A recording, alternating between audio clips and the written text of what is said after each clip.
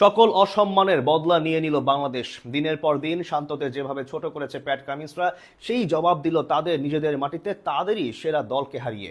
ছোট দল বলে বাংলাদেশের বিপক্ষে টেস্ট বাতিল করতে চেয়েছিল অজি ক্রিকেট বোর্ড, এখন তাদের কাছে পুরোপুরি বিধ্বস্ত হলো বড় ব্যবধানে। অস্ট্রেলিয়াকে হারিয়ে বাংলাদেশে এমন অসম্মানের জবাব দেওয়া নিয়ে বাকিটা থাকছে রিপোর্ট। চলতি বছর মার্চের কথা। অজি অধিনায়ক প্যাট কামিন্স সোজাসুজি বলেছেন, ভবিষ্যতে ক্রিকেটাররা ফ্র্যাঞ্চাইজি লিগের বড় অঙ্কের টাকার কারণে বাংলাদেশের মতো দলের বিপক্ষে টেস্ট খেলাকে অগ্রাধিকার নাও দিতে পারে। তাছাড়া বাংলাদেশকে কোনো কালেই বড় নজরে দেখেনি অস্ট্রেলিয়া। 2017 সালে ওডিআই সিরিজ বাতিল, 2027 চলমান টেস্ট সিরিজ নিয়ে টালবাহানা করছে 2023 সাল থেকে। দর্শক পাওয়া যাবে না, ভালো স্পন্সর পাওয়া যাবে না, লোকসান হবে এবং মূল ভেন্যুতে ম্যাচ আয়োজন সম্ভব না, এমন সব অজুহাত দিয়ে ক্রিকেট অস্ট্রেলিয়া চেয়েছিল সিরিজটি পণ্ড করতে, কিন্তু আইসিসির পূর্ব নির্ধারিত বলে আর কিছুই করতে পারেনি। এখন অবশ্য উচিত জবাব পেয়ে গেছে। যেই বাংলাদেশকে নানান সময় তুচ্ছতাচ্ছিল্য করেছে অস্ট্রেলিয়ার ক্রিকেটাররা ও বড় কর্তারা, তারাই আজ বাহবা দিচ্ছে শান্ত মিরাজদের। তাদের নাকের ডগায় গিয়ে তাদেরই মাত্র 4 দিনের টেস্ট ম্যাচে পরাজয়ের লজ্জা দিয়ে এসেছে টিম টাইগার্স। ম্যাচ শুরুর আগে অজি অধিনায়ক প্যাট কামিন্স নাহিদ রানাকে নিয়ে প্রশ্ন করলে তিনি এক কথায় বলে দেন, রানাকে নাকি চিনেনি না। এছাড়া মিচেল স্টার্ককেও দেখা যায় ম্যাচের সময় মিরাজের সাথে তর্কে জড়াতে। নানান সময় অজিরা এভাবেই নিজেদের অহমিকা প্রকাশ করেছে, কিন্তু এখন ঠিকই বদলা নিয়ে নিয়েছে বাংলাদেশ। ঘরের মাঠে শান্তদের বিপক্ষে বোলিং, ব্যাটিং কিংবা ফিল্ডিং কোনো দিক থেকেই পাত্তা পায়নি প্যাট কামিন্সরা। যে রানাকে নিয়ে মজা করেছেন, তাকে ছাড়াই জিতে দেখিয়েছে লাল সবুজের বাঘেরা।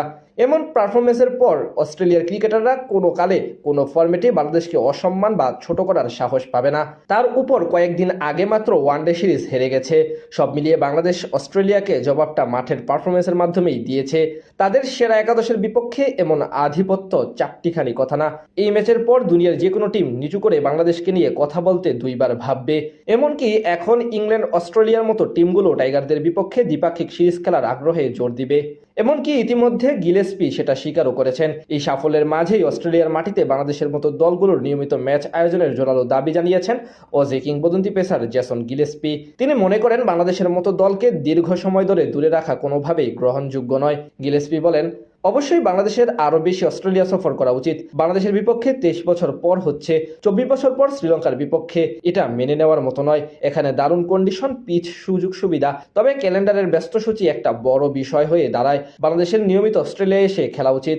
এই ম্যাচের পর বাংলাদেশকে নিয়ে প্রশংসা করেছেন কিংবদন্তি অ্যাডাম গিলক্রিস্ট, ডেভিড ওয়ার্নার কিংবা নারী দলের সাবেক অধিনায়ক এলিসা হেলি। এমনকি গিলক্রিস্টের মতো সর্বকালের সেরাদের একজনের চোখে মুখে ধরা পড়ে হাসান তানজিদদের জন্য সম্মান, শ্রদ্ধা। বাংলাদেশের ক্রিকেটারদের ইন্টারভিউ নেওয়ার সময় সেই উচ্ছ্বাস যেন ধরা দিয়েছে গিলক্রিস্টের কথায়। ডেভিড ওয়ার্নার তো বেশ বড় একটা কথাই বলে দিয়েছেন, অজিদের মাটিতে তাদের বিপক্ষে নাকি এতটা ডমিনেট সহজে কেউ করতে পারেনি, যেটা পুরো টেস্ট জুড়েই করেছেন নাজমুল হোসেন শান্তর দল।